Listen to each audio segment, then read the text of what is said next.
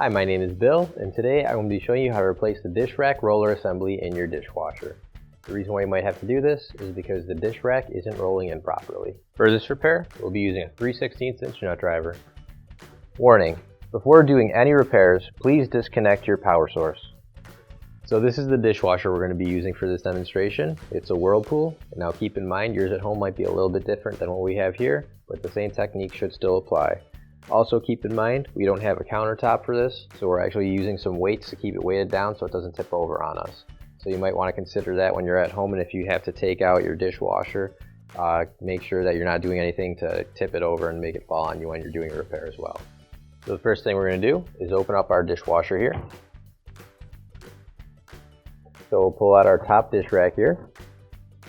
And in order to get the dish rack off, we're going to have to take off the stoppers on the end here. So we'll just pull straight up on that and pull it out. And same thing on this side, we're going to pull straight up on the stopper and then pull it straight out.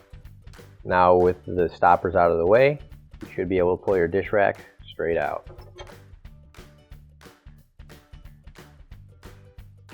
So these right here are the roller assemblies again, and in order to get them out, I'm going to be using a 3/16 inch nut driver, and I'm going to remove the 2 screws that hold it in place.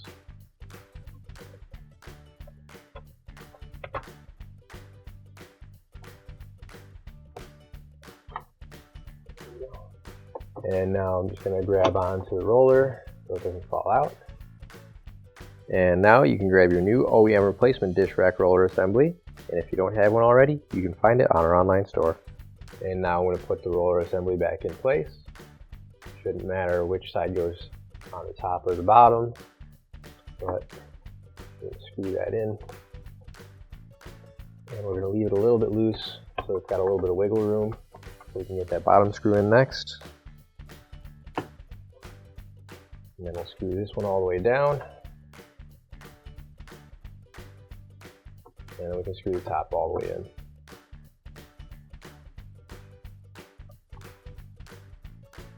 And now we can put our track assembly in place.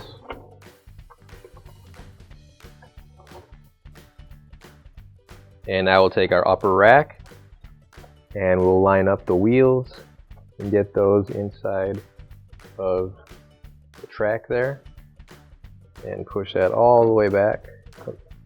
You just want to make sure that both go inside. This one didn't. So we're going to try one more time and slide it all the way back. Now we're going to slide our track out just a little bit again, and we're going to put our stoppers back in place.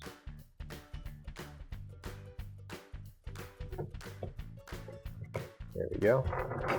So that'll stop the track from going out again.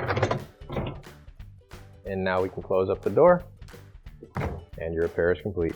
Finally, don't forget to plug in your appliance.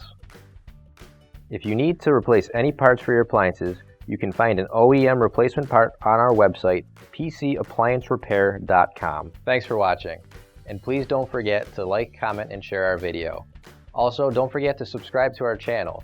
Your support helps us make more videos just like these for you to watch for free.